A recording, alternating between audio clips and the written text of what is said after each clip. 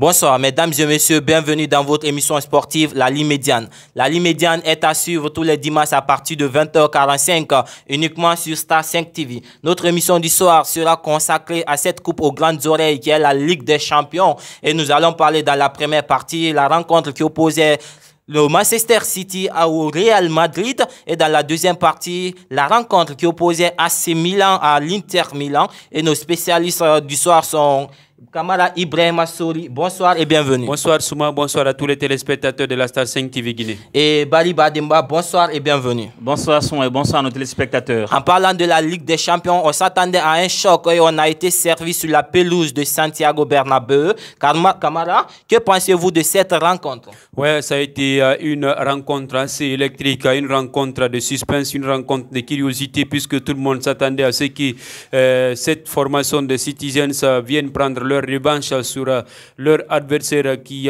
les avait ridiculisés lors de l'année dernière au compte de ce dernier carré des demi-finales de la Ligue des Champions. Le Real Madrid qui s'était montré très entreprenant, très fort devant cette formation de Manchester City, qui a été atomisé, titillé et ridiculisé par cette formation des merengues, mais tout restait quand même caractérisé par cette situation de but marqué par Vinicius Junior et cet autre joueur qui est Kevin De Bruyne, qui a marqué un but et qui a été sélectionné comme le meilleur but de la semaine. Le but de Kevin De Bruyne a été sélectionné comme le meilleur but de la semaine. En quelques secondes, quel est votre avis sur cette rencontre? Moi, je vais dire que c'est un match de grande taille, parce que déjà, ce sont des grandes équipes qui sont rencontrées de ce dernier carré, parce que nous avons le Real Madrid, nous avons ici Man City, et que les deux équipes regorgent des grands joueurs au sein de leur équipe. Oui. Et si ne pas oublier que lors de ce match, nous avons vu que c'est un match qui est électrifié, tendu entre ces deux grandes équipes. Chacun cherchait à se dominer, et que, comme mon confrère a déjà dit, Ibrahima Sori, il a dit que Man City cherchait ici à se venger vis-à-vis du Real Madrid, parce que le Real Madrid les a titillés, les a fait sortir de cette compétition en filant lors de la saison dernière. Lors de la saison dernière, en allant en finale contre Liverpool, et ils ont remporté ici la Coupe des Ils ont Grandes Oreilles. remporté cette Coupe aux Grandes Oreilles l'année dernière, mais cette fois-ci, on a eu droit à un match nul. Est-ce un bon résultat pour le Real Madrid, Kamara? Quelque part, c'est un bon résultat pour le Real Madrid, puisque ça permet cette formation de rester en vie dans cette compétition qui n'a pas encore dit ses derniers mots. En d'autres termes, ce n'est pas un bon résultat, puisque l'essentiel et l'élément le plus important était de voir cette formation des Madrilènes de mettre complètement terme aux ambitions des Citizens dans cette Ligue des Champions et assurer même sa qualification, marquer beaucoup de buts et se mettre à l'abri vis-à-vis de ce match retour qui va s'annoncer très en tout cas tendu et battant. Oui. Ça sera un match où en tout cas ça sera un match décisif, parce que là, en cas d'échec, on aura un autre club qui va filer en finale pour le 10 juin 2023 qui se tiendra à Istanbul. On s'attendait à un match, à un duel de buteurs ce soir-là, mais au lieu de voir Alan s'illustrer ou de Karim Benzema s'illustrer, c'est Vinicius Junior et Kevin De Bruyne qui se sont illustrés. Bali Bademba, peut-on dire que Antonio Rudiger est l'arme fatale pour arrêter le cyborg norvégien?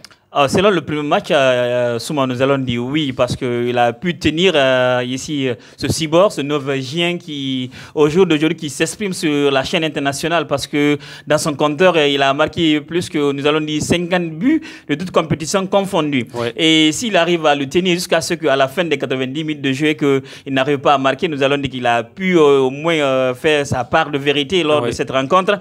Mais ce que nous allons retenir lors de cette rencontre aussi, nous avons ici, parce que les buts qui ont été marqués ici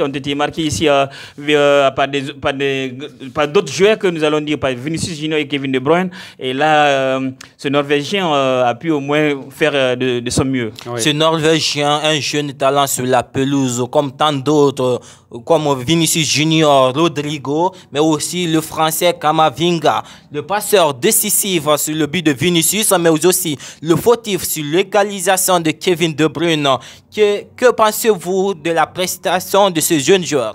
Oui, ça a été quand même une très belle prestation. Il a livré une très belle copie dans cette rencontre qui s'est très bien quand même déroulée entre ces deux formations, ces deux écuries du football européen.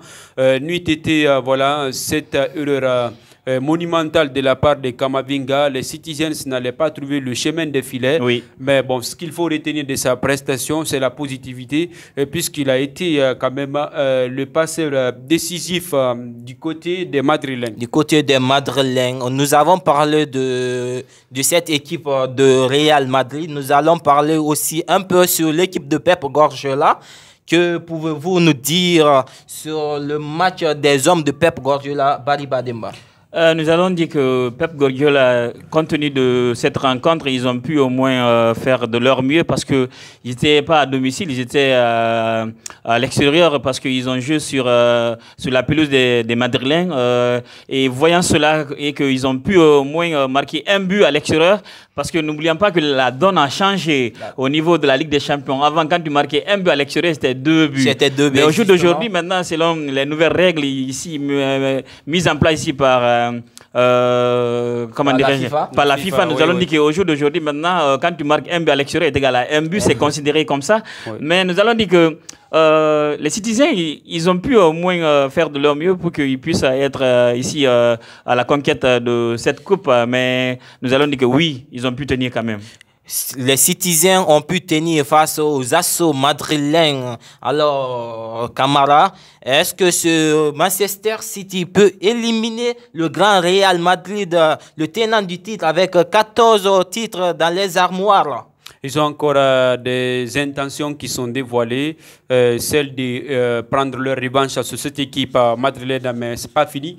Peut-être que ça pourrait être pour eux une instigation, une source de révolte pour aller pratiquer sur remontada devant le Real Madrid et remporter la victoire pour se filer en finale. Mais peut-être que sur le papier, nous allons décrypter la situation ainsi. Mais sur le terrain, le Real Madrid est très présent avec un Benzema, avec un Rodrigo, avec un Vinicius qui reste l'un des meilleurs perceurs, voilà, parce qu'il est en train de percer les défenses européennes pour s'illustrer, marquer des buts à travers voilà, ces gestes qui restent magnifiques souvent. À travers ces gestes qui restent magnifiques.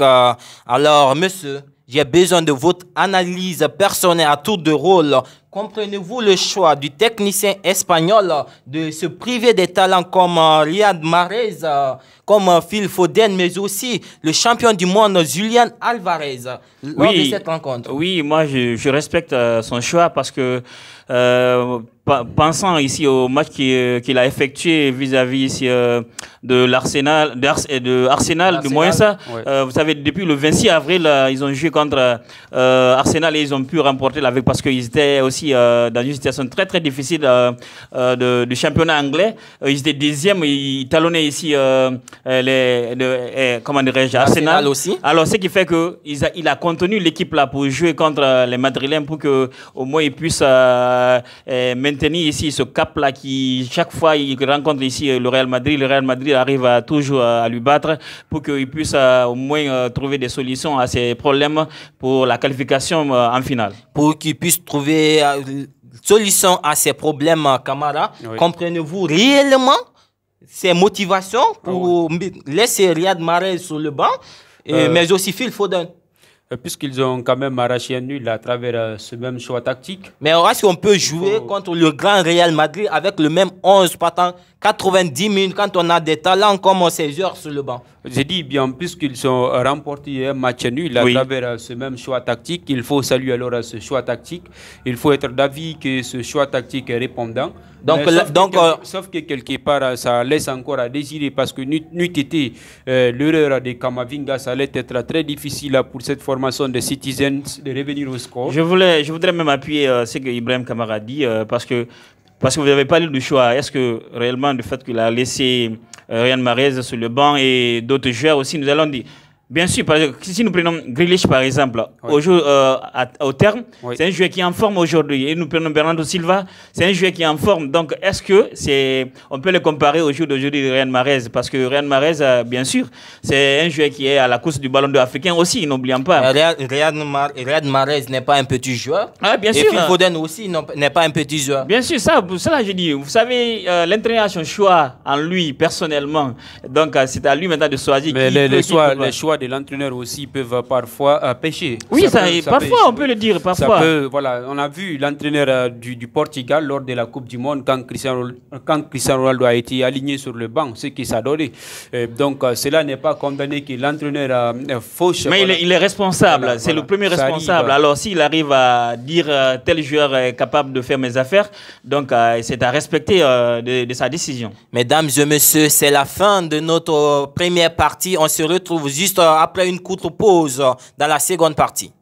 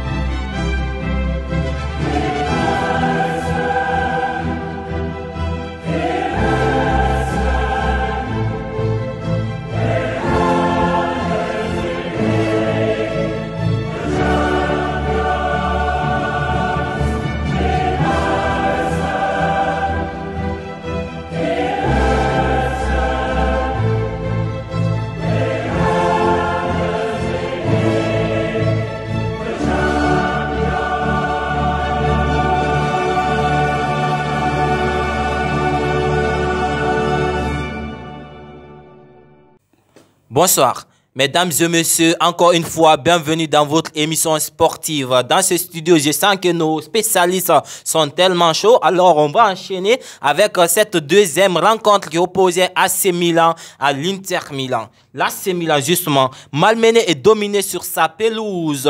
Quelle est votre analyse, Camara, sur ce match? Oui, AC Milan, sur ses propres installations, on s'attendait à ce qu'il fasse de très belles prestations devant cette formation. Qui est sa voisine, l'Inter Milan. Les interistes qui se sont montrés très entreprenantes, j'allais dire, qui ont assuré, qui ont été au rendez-vous, qui ont satisfait les attentes de leurs supporters, de leur club, pour en tout cas espérer à cette finale de la Ligue des Champions qui se tiendra le 10 juin 2023 du côté d'Istanbul. Bali Bademba, est-ce que cette rencontre a été au rendez-vous de nos attentes? Oui, cette rencontre a été au rendez-vous de nos attentes. Pourquoi? Parce que on a vu entre le derby milanais, parce que les Italiens, ils appellent ça derby Simo, le derby là, parce que ce sont ces deux géants clubs qui se trouvent au niveau de l'Italie, qui aujourd'hui qui se retrouvent en face de ce dernier carré de la Ligue des Champions.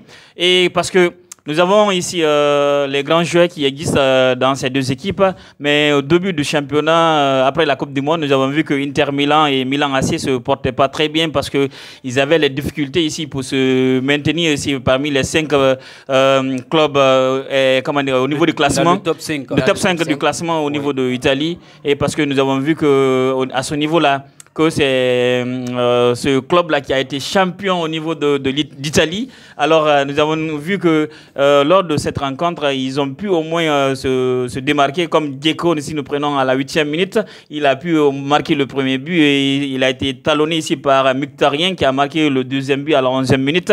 Ce qui fait que le match, au moins, les interistes ont pu dominer ici les Milanais. Mais on dit que c'est pas fini le match parce qu'il y a un match retour. Oui. C'est pas fini, mais lors du match de retour, vu le niveau de l'AC Milan dans cette compétition en phase aller? Croyez-vous à un possible remontada, Camara? Tout est à croire parce que c'est le football.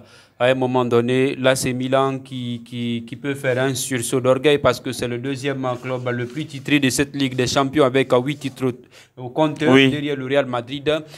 Donc, ça pourrait être une source d'inspiration, une source d'instigation pour ce club pour revenir dans la partie et mettre fin à cette brillance des interistes qui sont déjà en confiance et qui pensent peut-être qu'ils sont à l'abri parce que remonter 2 buts et remporter la victoire, c'est un peu difficile à réaliser.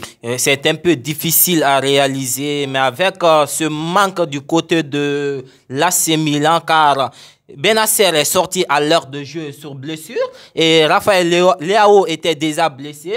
Alors, touché aux adducteurs droits, Raphaël Leao ne devrait pas fouler la pelouse si on en croit des nouvelles, pas après 3 à 4 semaines. Mais avec cette leçon reçue de la part des interistes, est-ce une bonne solution de précipiter le retour de ce jeune talent sur la pelouse, Bariba Demba? Oui, c'est normal qu'il se précipite le retour de ce jeune talentueux sur cette pelouse. Pourquoi? Parce que déjà, ils ont encaissé 2 buts à domicile, ce qui fait que maintenant, il faut que les joueurs se retrouvent moralement et que l'entraîneur puisse choisir les personnes clés, les personnes capables de remonter ici ces 2 buts. Parce que n'oublions pas que Leao, du moins, c'est un grand joueur qui s'illustre dans cette équipe milanaise, qui montre de quoi il est capable lors de ses rencontres dans le championnat. Il a marqué beaucoup de buts lors du championnat italien et l'entraîneur compte beaucoup sur lui. C'est pas une précipitation et c'est un joueur à qui on porte espoir. Ouais, êtes-vous d'accord qu'on peut précipiter le retour de ce jeune talent sur le terrain? Ça sera un gros risque. Voilà, il ne faut pas courir à des gros risques de ce genre. Il y a longtemps Ibrahimovic qui est blessé, qui est à l'infirmerie. Oui. Voilà. Mais le club continue à évoluer malgré voilà cette absence d'Ibrahimovic. Voilà. Même les médecins voilà, de ce jeune joueur ne vont pas accepter qu'il reprenne voilà, les matchs mais de façon précipitée. Il a besoin, il est en train d'épuiser voilà, sa période de convalescence. Il faut que ça soit respecté. Et le club a des ressources. Voilà, il y a des joueurs à travers lesquels ce club peut se reposer pour être dans cette compétition au niveau de son dernier carré avant la finale. Pour être dans cette compétition au niveau des derniers carrés avant la finale avec 2 buts d'avance. On va parler justement de l'Inter Milan avec 2 buts d'avance. Peut-on dire que l'Inter Milan est déjà rassuré de se qualifier en finale, Bariba Demba? Nous n'allons pas dire que l'Inter Milan est rassuré de sa qualification en finale. Pourquoi je le dis? Parce que ces 2 géants au niveau de l'Italie, sont des 2 équipes qui se connaissent très bien. Alors, chacune de ces 2 clubs connaissent quelle est la faiblesse de l'autre. Alors, ils vont se focaliser sur ça pour qu'ils puissent au moins remonter les 2 buts qu'ils ont déjà encaissés à ce niveau. Mais nous allons dire, n'oublions pas qu'ils ont déjà marqué. Ils ont déjà marqué 2 buts face à... 2 buts. Voilà. 2 buts. Inter Milan a marqué 2 buts vis-à-vis ici à Milan AC. Oui. Donc, ce qui fait que maintenant, pour que Milan AC puisse remonter ces 2 buts-là, il faudrait que, comme on a déjà dit, se focaliser ici sur ces grands joueurs pour qu'ils puissent le faire. Oui. Mais moi, je le dis ainsi parce que par connaissance de cause, si nous prenons Edison et Eden Dzeko à ce niveau, parce que c'est un joueur cette année-là de l'année 2022-2023, nous allons dire qu'il a hissé ici ce club ici au sein de leur championnat, nous allons dire, parce que 47 matchs il a pu jouer cette année et que nous allons dire il a pu jouer au moins 2674 minutes de jeu et il est âgé de 37 ans aussi.